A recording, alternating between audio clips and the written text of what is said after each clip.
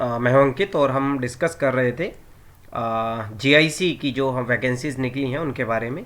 तो आज हम पीरियोडिक क्लासिफिकेशन वाले चैप्टर को लिए हुए हैं। इसके 54 क्वेश्चंस हम करेंगे और आपको दिख रहा होगा जेई के हम कुछ क्वेश्चंस लेके आए हैं जो पिछले साल कॉम्पिटिटिव एग्जाम में निकले हुए हैं आए हुए हैं। यानी कि ये वीडियो बहुत इंपॉर्टेंट होगी। बोर्ड जो पूछेगा, जीआईसी हालांकि टफ एग्जाम कंडक्ट कराता है, तो आप नीट और जेई लेवल के क्वेश्चंस को तो करें ही करें, अदरवाइज आपका काम नहीं बनने वाला है। ठीक है, तो एक बात तो ये हो गई।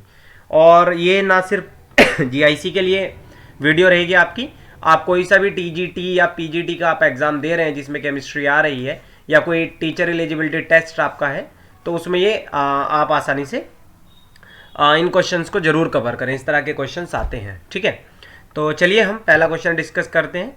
कह रहे which of the following arrangement represent the correct order of electron gain enthalpy with the negative sign of the given atomic species. तो एक बात ध्यान रखेंगे, ग्रुप नंबर 16 और 17 के ये आपको एलिमेंट दिए हुए हैं और इनके ही देता है एग्जामिनर, क्योंकि ये दोनों ग्रुप बहुत इंपॉर्टेंट हैं।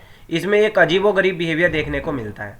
आपको पता है कि electron gain enthalpy top to bottom घटती है सॉरी। ठीक है, लेकिन ये ग्रुप ऐसा है, इसमें फर्स्ट टू एलिमेंट जो हैं, फर्स्ट टू एलिमेंट कौन कौन से, ऑक्सीजन और सल्फर। इसमें सल्फर की ज़्यादा होती है ऑक्सीजन से और क्लोरीन की ज़्यादा होती है फ्लोरीन से। ये दो एलिमेंट जो हैं अपने ग्रुप के, ये अजीब बिहेवियर शो करते हैं, क्योंकि ऑक्सीजन और फ्लोरीन का साइज बहुत कॉम्पैक्ट है, इनका ऑर्बिटल छोटा है, तो उसमें दो इलेक्ट्रॉन रहना बड़ा मुश्किल होता है। इसका फायदा सल्फर और क्लोरीन उठा लेते हैं, उनकी इलेक्ट्रॉन गेन एंथैल्पी ज़्यादा होती है। तो देखिए ऑप्शन ये हो जाएगा, ऑक्सीजन सल्फर से ज़्यादा किसकी बताई है, सल्फर की, और फ्लोरीन क्लोरीन से ज़्यादा किसकी बताई है, क्लोरीन की बताई है। और हमें पता है लेफ्ट और राइट तो बढ़ती है, इसलिए 17 ग्रुप को 16 से बाद लिखा गया है। लेफ्ट राइट क्या हो रही है, वो बढ़ रही है। आप इसको पढ़ भी लेंगे, एनसीईआरटी की बुक वगैरह में भी ये सब मेंशन किया हुआ है। Due to compact size of sulphur and chlorine their electron gain enthalpy is higher than किससे, sorry, due to compact size of oxygen and fluorine electron gain enthalpy is higher than sulphur and chlorine.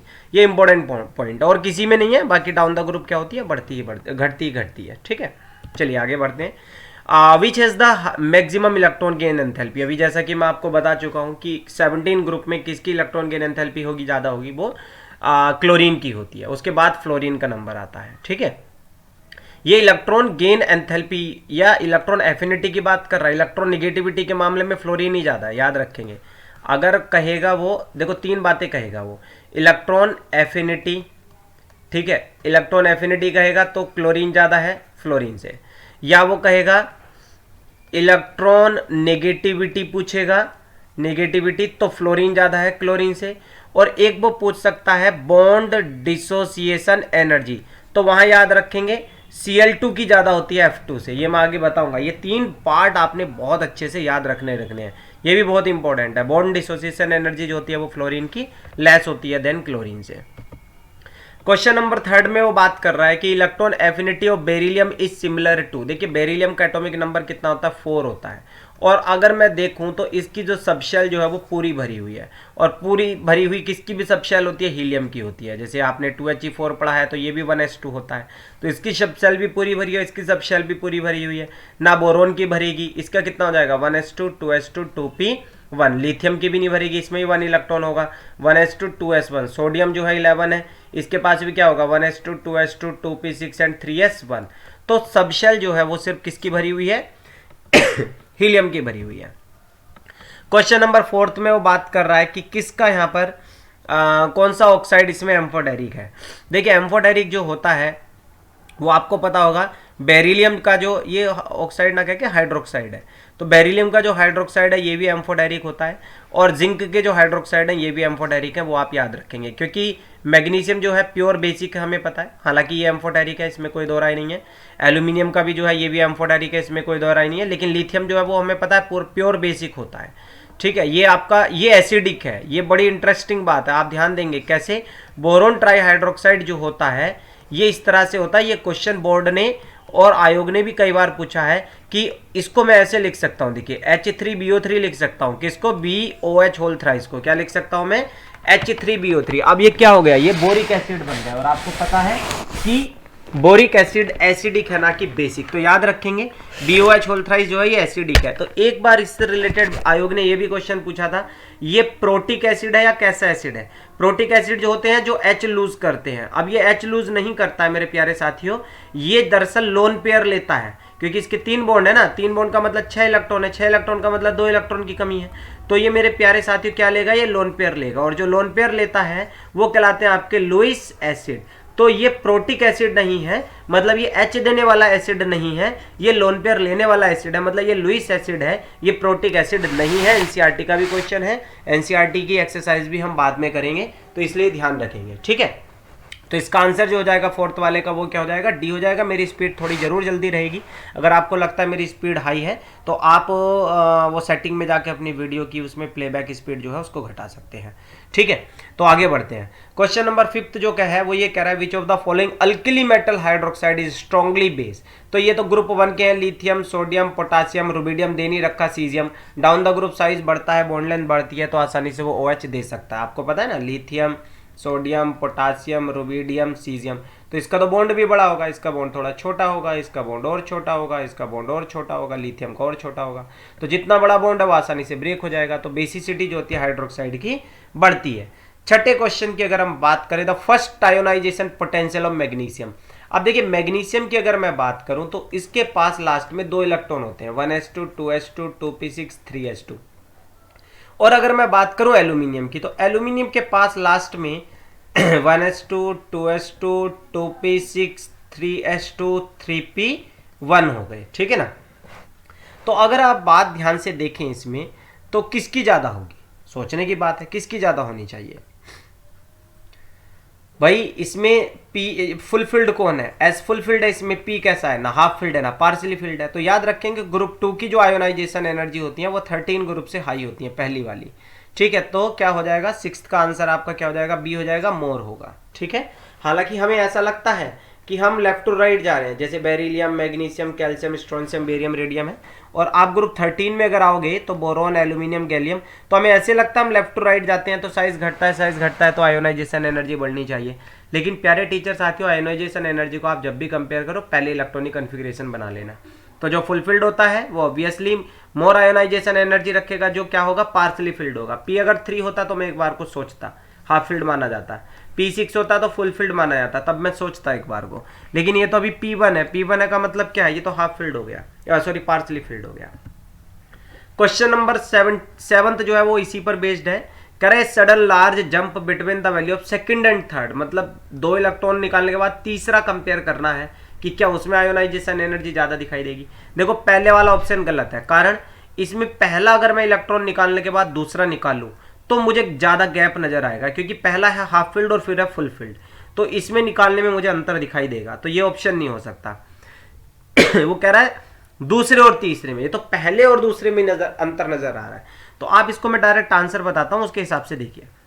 देखिए एक correct answer है, इसके पहले आप 3 electron निकाल दिए, पहले 2 इलेक्ट्रॉन निकालिए। जब मैं 2 इलेक्ट्रॉन निकालूंगा तो मेरे पास P6 बचेगा। देखो यहां से इलेक्ट्रॉन निकाल दूंगा ना, 2 इलेक्ट्रॉन निकालूंगा तो यहां से इलेक्ट्रॉन निकालना पड़ रहा है, और जब मैं तीसरा इलेक्ट्रॉन निकालूंगा तो इससे निकालना पड़ रहा है, थर्ड इलेक्ट्रॉन मुझे, दूसरा इलेक्ट्रॉन तो इससे निकालना पड़ रहा है। तो जब मैं दूसरा इलेक्ट्रॉन निकाल रहा हूं तो यहां से निकल रहा है इससे, लेकिन तीसरा इलेक्ट्रॉन फुल फील्ड से निकल रहा है, फुल फील्ड से ज्यादा मुझे एनर्जी लगानी पड़ेगी, इसलिए इन दोनों में ज्यादा अंतर लगाना पड़ेगा। समझ रहे ना बात। अब हालांकि कुछ यहां से भी कह सकते थे कि जी सर 2 इलेक्ट्रॉन यहां से निकाल रहे हैं तो तीसरा यहां से निकल रहा है, लेकिन आप एक बात समझिए, ये सेल पूरी की पूरी एक ही है, एक ही शेल है, ठीक है। यहाँ शेल बदल गई, ये तीसरी शेल थी, मतलब तीसरी शेल में से मुझे दूसरा इलेक्ट्रॉन निकालना पड़ रहा है, फिर दूसरी शेल से निकालना पड़ रहा है, शेल न्यूक्लियस के पास आ गई, ये तीसरी ही शेल है। देखो ये 3 लिखा हुआ है ना, तो शेल सेम है, उस सेम शेल से, मतलब तीसरी शेल से आप दूसरा इलेक्ट्रॉन भी निकाल रहे हो और थर्ड इलेक्ट्रॉन भी निकाल रहे हो, तो वो न्यूक्लियस के उतनी दूर है, बस न्यूक्लियस का अट्रैक्शन बढ़ा है। लेकिन यहाँ तीसरी शेल से 2 इलेक्ट्रॉन निकालने पड़ रहे थे और दूसरी से मुझे तीसरा इलेक्ट्रॉन निकालना पड़ रहा है, तो दूसरी शेल जो होगी न्यूक्लियस के पास होगी, इसलिए मुझे ज्यादा जंप लगाना पड़ेगा एनर्जी में, मतलब एनर्जी ज्यादा वहां पर वो दिखाई देगी। उम्मीद है बात आपको समझ में आई होगी। क्वेश्चन नंबर 8 जो कह रहा है, हाँ एक और मैं बात बता दूं, उससे पहले मैं स्ट्रक्चर ऑफ एटम की कुछ वीडियो डाल चुका हूँ, GIC और PGT का एक प्ले लिस्ट बना रखी है, आप उसमें एक बार जाके चेक कर लें। क्वेश्चन नंबर 8 जो है, among the lithium, sodium, beryllium which has the greatest and least ionisation energy. तो आप इसमें देखें ग्रेटेस्ट किसकी होगी और लिस्ट की बात वो कर रहा है। तो सिंपल सी बात है, देखो बेरिलियम जो है, बेरिलियम आपका अभी मैं पीछे बता भी रहा था, ये फुलफिल्ड होता है, ठीक है। तो 1s2 2s2। और जो सोडियम है, अगर आप मैं इसको देखूं सोडियम को, तो सोडियम पहले ग्रुप का एलिमेंट है। ये तो कौन से ग्रुप का एलिमेंट है, ये सेकंड ग्रुप का एलिमेंट है। इस पहले ग्रुप का एलिमेंट कौन है आपके, मैं यहाँ लिख लेता हूँ, देखो फर्स्ट ग्रुप के हैं हाइड्रोजन है, लिथियम है, सोडियम है, पोटासियम है। और दूसरे ग्रुप के एलिमेंट कौन कौन से हैं, बेरिलियम है, मैग्नीशियम है, कैल्शियम है, स्ट्रोंशियम है, बेरियम है। तो आप बेरिलियम और सोडियम में देखें तो ये दे रखा है, कुछ कह सकते हैं बेरिलियम और बोरोन और लिथियम क्यों नहीं है, क्योंकि अभी आपको मैं बता चुका हूँ कि जो बोरोन है उसके पास P में 1 इलेक्ट्रॉन है और लिथियम है उसके पास S में 1 इलेक्ट्रॉन है। तो इनके पास कोई खास हाफ फील्ड फुल फील्ड का गैप आपको नजर नहीं आ रहा है। तो वो ये कह रहा है कि हाईएस्ट कौन सा होगा और लोवेस्ट वाला कौन सा होगा। तो हाईएस्ट तो मुझे यहाँ मिल जाएगी और लोवेस्ट मिल जाएगी मुझे इस एलिमेंट में, क्योंकि ग्रुप 1 वालों की वैसी कम होती है और ये हैवी बॉटम पे। लेकिन यहाँ तो लिथियम तो टॉप पे दे रखा है। तो आप एक बात देखिए ना, लिथियम और सोडियम में किसकी कम होगी, सोडियम की कम होगी ना। तो लिथियम से ज्यादा तो सोडियम की कम है। तो वो एक कम वाला भी तो पूछ रहा है ना, लिस्ट किसकी होगी। तो सोडियम वाला ऑप्शन जहां जहां होगा मेरे पास वो ऑप्शन करेक्ट हो सकता है। यानी कि इन दो में मुझे कंपेयर कर लेना चाहिए, इन दो में मुझे कंपेयर कर लेना चाहिए कि कौन सा करेक्ट होगा, ठीक है ना। तो एक तो मुझे क्या चेक करना है, लिस्ट वाला चेक करना है, लिस्ट कौन सा होगा। तो लिस्ट जो होगा, लिस्ट होगा वो होगा जिसके अंदर क्या है, सोडियम प्रेजेंट है, क्योंकि उसका साइज क्या है, मैं यहां पे लिख देता हूं, उसका साइज बड़ा है, उसका साइज बड़ा है, ठीक है ना। और मुझे अब चाहिए हाईएस्ट वाला, हाईएस्ट वाला मुझे वो चाहिए जिसका साइज छोटा होगा या वो फुलफिल्ड होगा। फुलफिल्ड है बेरिलियम, ठीक है ना, 4Be। आप देखिए इसको 1s2 2s2। तो इसलिए मेरे पास ऑप्शन ये बन जाता है। तो 8th का आंसर जो होगा वो सी होगा। क्वेश्चन नंबर 9 की बात करते हैं। Which of the following has highest first ionisation energy. तो पहली आयोनाइजेशन एनर्जी देखिए, ये भी मेटल, बेरिलियम भी मेटल। आप लेफ्ट टू राइट चलिए, लिथियम, बेरिलियम, बोरोन, कार्बन, ये ऐसे ही दे रखे हैं पीरियोडिक टेबल में। ये ग्रुप 1 का है, ये ग्रुप 2 का है, ये ग्रुप 13 का है, ये ग्रुप आपका 14 का है। तो left to right ionisation energy बढ़ती है, इसलिए आंसर आपका क्या हो जाएगा, कार्बन हो जाएगा। बच्चों वाला क्वेश्चन है। Which of the following order of ionisation energy is correct. तो देखिए इसमें जो करेक्ट है मैं वही बता देता हूं। अभी इसको आप एक तरह से ऐसे देख लीजिए, ये भी हालांकि थोड़ा देखिए, बोरोन जो है वो 13 ग्रुप का है, ठीक है। बेरिलियम जो है वो आपका कौन से ग्रुप का है, इससे पहले मैं आपको बता चुका था कि बेरिलियम जो होता है यानी कि ग्रुप 2 जो होता है वो ग्रुप 13 से ज्यादा एनर्जी रखता है। अभी मैंने आपको बताया ग्रुप नंबर 1 2 ऐसे लिख लेते हैं। तो ग्रुप नंबर 2 जो होता है, बीच में तो डी ब्लॉक होते हैं इसलिए मैं उनको छोड़ रहा हूँ, 2 के बाद 13 आता है डायरेक्ट। तो ग्रुप 2 के बाद जो है वो 13 में 2 की आयोनाइजेशन एनर्जी ज्यादा होती है, क्योंकि ये फुलफिल्ड होता है और ये P में 1 इलेक्ट्रॉन रखता है। तो इसलिए जब कभी भी आप बेरिलियम और बोरोन में कंपेयर करेंगे तो बोरोन ग्रुप 13 का है, ये ग्रुप 2 का है, इसलिए ग्रुप 2 वाले की ज्यादा होगी। अब आ गए ग्रुप 14 और ग्रुप 15। तो सिंपल सी बात है, वो left to right ionisation energy आपकी बढ़ेगी ही बढ़ेगी, ठीक है। तो ये आपका ऑप्शन हो जाएगा, ठीक है। आप इनकी इलेक्ट्रॉनिक कॉन्फ़िगरेशन अगर बना के देखेंगे तो बी में आपका P1 आएगा, इसमें H2 होगा, इसमें P2 होगा, इसमें P3 होगा। तो ऑब्वियसली वो हाफ फील्ड भी है P3, इसलिए इसकी आयोनाइजेशन एनर्जी भी ज़्यादा होगी। मैं थोड़ा स्पीड में जरूर हूँ। अगर आपके कंसेप्ट क्लियर है तो आपको समझ में आ रहा होगा। अगर कोई बात समझ में नहीं आ रही तो आप मुझे कमेंट में जरूर कर दें। टेलीग्राम का चैनल भी है, वहाँ पर आप कुछ पूछेंगे तो मैं वहाँ पर भी आंसर दे दूंगा, डिस्क्रिप्शन में देख लें। क्वेश्चन नंबर 11 क्या कह रहा है, the increasing order of first ionization enthalpy of boron, phosphorus, sulphur and fluorine. देखिए बोरॉन फिर बात वही आ गई, ग्रुप 2 का है। फास्फोरस जो है ग्रुप कौन से का है, ये यहाँ नीचे आता है फास्फोरस, उससे पहले नाइट्रोजन आता है ना, तो यानी कि ये ग्रुप 15 का है। उसके बाद सल्फर दे दिया है, ऑक्सीजन और सल्फर में 16 ग्रुप का है, और फ्लोरीन है वो 17 ग्रुप का है, ठीक है। तो ये आपको ये 3 ये एलिमेंट दिए हुए हैं, ये मैंने सर्किल में कर लिए हैं। अब वो ये कह रहा है इन सब में किसकी आयोनाइजेशन एनर्जी ज्यादा होगी, क्या वो बोरोन की ज्यादा होगी, क्या वो फास्फोरस और सल्फर और फ्लोरीन में, क्या ऑर्डर आपका यहाँ पर निकल कर आएगा। तो सिंपल सी बात है, देखो इसकी बोरोन से ज्यादा। अब इस 15 ग्रुप में अगर मैं बात मान के, वो 13 से मैं कंपेयर कर रहा था, 13 में और 2 में 2, अभी मैंने पीछे ही बताया था, क्या बताया था कि 13 और 2 में 2 की ज्यादा होती है 13 से। अब ये नहीं है कि 2 वाले की 14 से भी ज्यादा होगी, गलत बात। 2 वाले की 15 से भी ज्यादा होगी, ये भी गलत बात हो जाएगी भाई। ऐसे थोड़ी अब 2 सब मास्टर हो गया, सबसे ज्यादा होगी। ये पी ब्लॉक एलिमेंट जो शुरू हो रहे हैं 13 14 15 16 17 18, इसमें जो पहला ग्रुप है बस यही आपका कम रखता है ग्रुप 2 से, बाकी 14, 15, 16, 17 भाई वो इलेक्ट्रोनेगेटिव एलिमेंट है, उनसे इलेक्ट्रॉन निकालना मुश्किल है, उनकी एनर्जी 2 से ज़्यादा ही ज़्यादा होगी। तो अब आप यहाँ देखें बोरोन, और अगर मैं बात करूं 13 ग्रुप पे यहाँ कोई एलिमेंट दे नहीं रखा तो उस पर तो काटा मार दो, कोई है ही नहीं, यानी कि बोरोन की सबसे कम होगी 15, 16 और 17 में। तो आप ये देख लीजिए बोरोन सबसे कम किस में है, एक तो इसमें है और एक इसमें है, बोरोन सबसे कम है। अब बोरोन से ज़्यादा किसकी होगी, फॉस्फोरस। अब देखो 15, 16 बड़ा इंटरेस्टिंग केस है। 15 का आप कोई भी एलिमेंट ले लो, चलो मैं अब 15 में फॉस्फोरस दे रखा है तो इसी को ले लेता हूँ। आप इसकी इलेक्ट्रॉनिक कन्फिग्रेशन देखिए 1s2, 2s2, 2p6, 3s2, 3p3। अगर आप ध्यान से देखें तो p हाफ फिल्ड है, और अगर मैं 16 ग्रुप पे अगर आऊं तो इसमें p में 4 इलेक्ट्रॉन बनते हैं। तो कौन सा हाफ फिल्ड है, p में ज्यादा से ज्यादा 6 जा सकते हैं, लेकिन 3 है, तो आधा भरा हुआ तो क्या होता है, ज्यादा स्टेबल माना जाता है, मोर स्टेबल माना जाता है, ये लेस स्टेबल हो जाएगा इसके कंपेयर। तो फॉस्फोरस और सल्फर में आपका फॉस्फोरस की ज्यादा होगी, तो पहले आ गया बोरोन, बोरोन के बाद आएगा मेरे हिसाब से सल्फर, सल्फर की थोड़ी ज्यादा होगी, लेकिन सल्फर से भी ज्यादा किसकी होगी, वो होगी फॉस्फोरस की। और भैया फिर फ्लोरीन बैठा है, तो फ्लोरीन तो सबसे ज्यादा इलेक्ट्रोनेगेटिव एटम होते हैं, यानी कि बीएसपीएफ किस में है, बीएसपीएफ ये है आपका। तो ध्यान रखेंगे 16 ग्रुप की आयोनाइजेशन एनर्जी 15 से कम होती है, 15 की ज्यादा होती है, भले ही उसका साइज कम हो, तो ये आप थोड़ा ध्यान रखेंगे। क्वेश्चन नंबर 12 की तरफ बढ़ते हैं। Which of the following electronic configuration of atom has the lowest ionisation energy. आप इसको स्मार्टली कर सकते हैं क्वेश्चन को, कैसे, देखो यहाँ एक शेल दे रखी है और ये 2p का मतलब होता है, जैसे आपको पता ना KLMN, K का मतलब 1, L का मतलब 2, M का मतलब 3 और N का मतलब 4। तो आप यहाँ देखिए 2 तक दे रखी हैं, यानी कि इसमें 2 ही शेल हैं, इसमें भी 2 ही हैं 1 और 2, इसमें भी 2 हैं K और L, और इसमें आपकी 3 दे रखी है, 3 भी जुड़ गई ना इसमें, यानी कि K, L और M भी है, और वो लोवेस्ट पूछ रहा है, कौन सा पूछ रहा है, लोवेस्ट। तो जिसका साइज लार्ज होगा उसकी आयोनाइजेशन एनर्जी भी क्या होगी, कम होगी। तो फटाफट से आपका आंसर निकल के आ जाएगा। 12 का ऑप्शन क्या हो जाएगा, बी। 13 की बात करें, विच of the following constituent A group of iso electronic species. तो आइसो इलेक्ट्रॉनिक है भाई, नाइट्रोजन में 7 इलेक्ट्रॉन होते हैं और 8 ऑक्सीजन में होते हैं, तो 15, लेकिन एक प्लस चार्ज हो गया, यानी कि एक घटाना पड़ेगा, तो यानी कि 14 रह जाएंगे, ठीक है। और N2 में भी 14 होते हैं, पता ही है आपको, तो ये आंसर हो जाएगा, इलेक्ट्रॉन गिन लेंगे, बच्चों वाली बात है। Question number 14, which of the following arrangement does not. देखो ये AI में और AIPMT में आया है, और उसमें होता था more than 1 option correct option, ठीक है ना, मोर देन 1, तो इसके 2 ऑप्शन करेक्ट होंगे।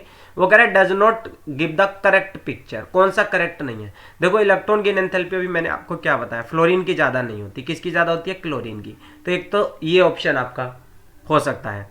दूसरा बॉन्ड डिसोसिएशन एनर्जी, जब मैंने आपको स्लाइड स्टार्टिंग में शुरू की थी, पढ़ाना शुरू किया था, तब मैंने आपको एक बात बताई थी, क्या बताई थी कि देखो ये रहा, बॉन्ड डिसोसिएशन एनर्जी क्लोरीन की ज्यादा होती है, फ्लोरीन की नहीं होती, तो ये याद रखेंगे आप। तो मैं इसमें भी वही बात अप्लाई कर रहा हूं तो बॉन्ड डिसोसिएशन एनर्जी फ्लोरीन की ज्यादा नहीं होती, किसकी ज्यादा होती है, क्लोरीन की होती है। तो इसका ए और बी दोनों करेक्ट थे।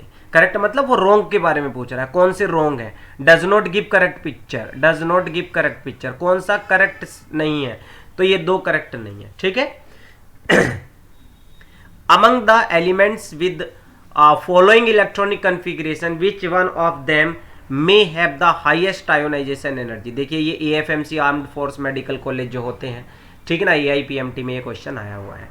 तो कौन सा इसमें करेक्ट जो है इलेक्ट्रॉनिक कन्फिग्रेशन को नहीं रख रहा है, वो आपने बताना है। तो सिंपल सी बात है, sorry, among the following which electronic configuration may have the highest ionisation energy. तो देखिए आयोनाइजेशन, नियोन का मतलब क्या हो गया, 10 इलेक्ट्रॉन हो गए, और 2 12 और 3 15, तो 15 इलेक्ट्रॉन जो होते हैं फॉस्फोरस के पास होते हैं, तो यानी कि 15 ग्रुप का एलिमेंट हो गया, ठीक है ना, 15 ग्रुप का हो गया, और एटॉमिक नंबर भी हालांकि उसका 15 है। आर्गन में 18, 18 और 10 कितने हो गए, 28 और 2 30, 30 और 3 33, ठीक है ना। उसके बाद कितना हो गया, और ये पी का है, हालांकि ये P3 है आपका। उसके बाद यानी कि है तो ये भी 33 भी एलिमेंट किसका होता है, 15 ग्रुप का एलिमेंट है। लास्ट इलेक्ट्रॉन सब में इनमें P में जा रहा है, आप देखिए इसमें P1 है, तो ये आपका 10 और 2 12 और 1 13, ये एल्यूमिनियम हो गया, 13 एल्यूमिनियम। और ये नियोन क्या हो गया, 10 और 2 12 और 2 14, 14 किसका एटॉमिक नंबर होता है, सिलिकॉन का होता है। और 33 किसका होता है, ये आप मुझे बताएंगे, 33 कमेंट करके लिखेंगे, लेकिन पीरियोडिक टेबल नहीं देखना भाई आपने, आपको अपने हिसाब से याद आना चाहिए। तो सिंपल सी बात है, 13 14 और 15 ग्रुप में 15 ही ज्यादा होता है भाई। ये देखो सब पी ब्लॉक एलिमेंट है, ठीक है। एक में देखो आपको ट्रिक बताता हूं, आपने क्या करना है, पी ब्लॉक एलिमेंट में ग्रुप नंबर निकालने के लिए जो पी में जितने इलेक्ट्रॉन होते हैं उसमें 10 जोड़ने हैं आपने, तो 12, तो 12 और 1 13, यानी कि ये आपका 13 ग्रुप का एलिमेंट है। ठीक है, और इसमें देखिए 2 इलेक्ट्रॉन है तो 12 और 2 14, ये 14 ग्रुप का एलिमेंट है। ठीक है, और ये आपका कौन सा है, 3 इलेक्ट्रॉन है इसमें, तो 12 और 3 15 ग्रुप का एलिमेंट है, और ये भी 15 ग्रुप का एलिमेंट है। तो मैंने आपको बताया था 15 group left to right ionisation energy बढ़ती है, तो बी और डी दोनों ऑप्शन हो सकते हैं। बी और डी हो तो दोनों ऑप्शन सकते हैं, लेकिन हमें पता है top to bottom ionisation energy घटती है, तो इसलिए टॉप पे एलिमेंट कौन होगा, जिसमें डी ऑर्बिटल नहीं है, जिसके अंदर शेल कम है, तो इसका आंसर बी हो जाएगा। ठीक है, क्वेश्चन नंबर 16 की अगर मैं बात करूं, which of the following outer orbit electronic configuration में exist as largest number of oxidation state. देखिए ये हालांकि डी ब्लॉक एलिमेंट से क्वेश्चन है, तो इसमें आप देखिए 3 और 2 5 इलेक्ट्रॉन है इसमें।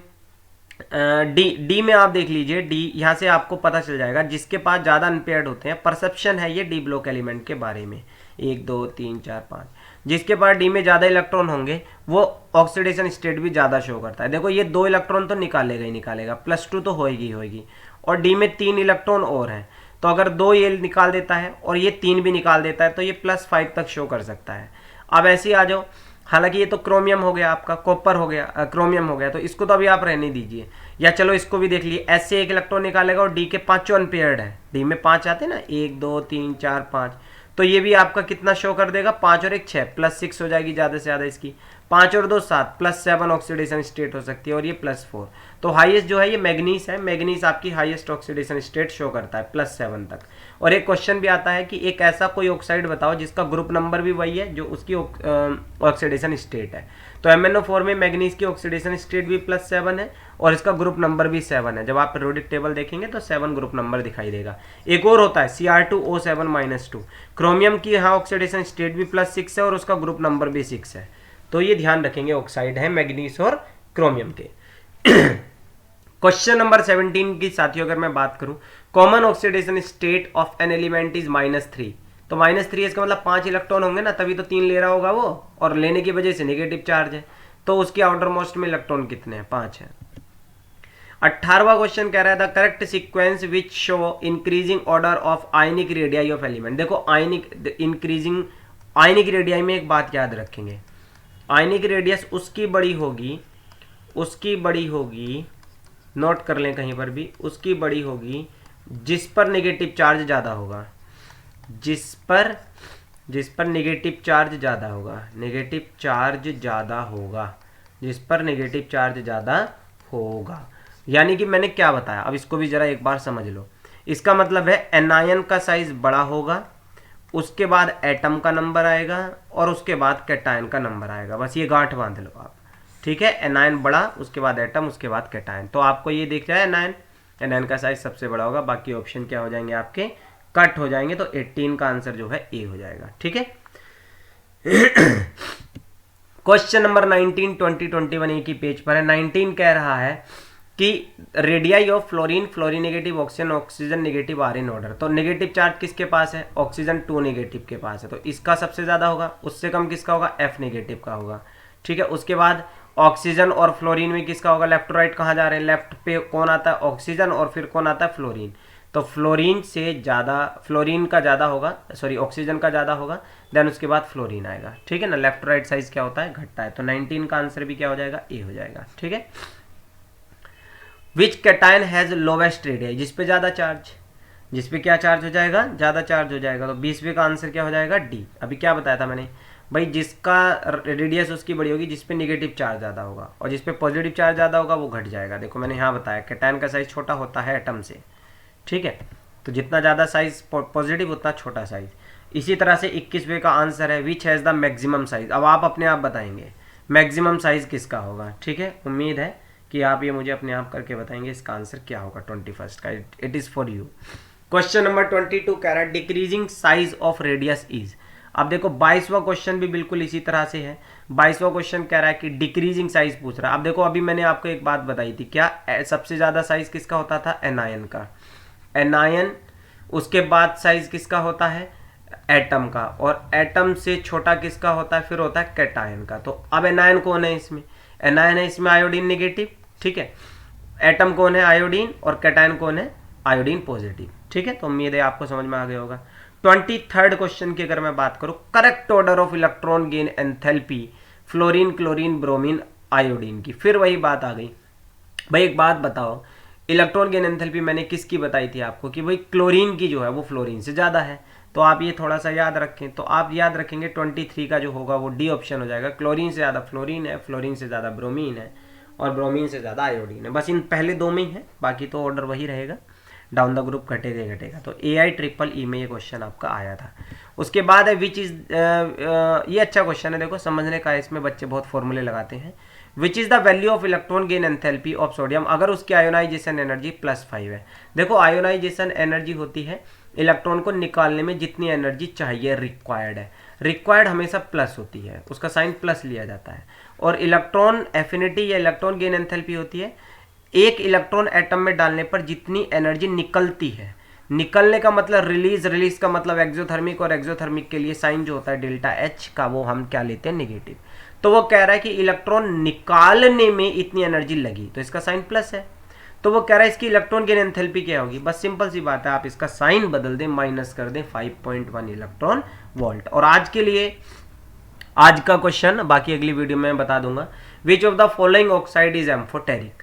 तो सिंपल सी बात है, देखो एम्फोटेरिक जो होते हैं आपके SnO2 जो है ये 14 ग्रुप के एलिमेंट है। भाई कैल्शियम तो ग्रुप 2 का हो गया, ये तो प्योर बेसिक होगा, इसके बारे में तो आप भूल ही जाओ। तो ये तो आपका बेसिक है, इसमें तो कोई दो राय होंगी ही नहीं आपकी, किसी का, मुझे नहीं लगता किसी का कोई डाउट होगा इस वाले में। लेकिन जो SiO2 है ये कार्बन और सल्फर, ये जो कार्बन और सिलिकॉन जो होते हैं ये दोनों एसिडिक है, ठीक है ना, एसिडिक है। कार्बन डाइऑक्साइड भी आपको पता है ये आपकी एसिडिक होती है, ठीक है।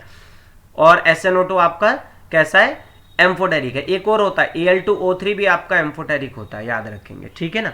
एक और होता है इनके अलावा, पीछे मैंने क्वेश्चन भी करवाया था।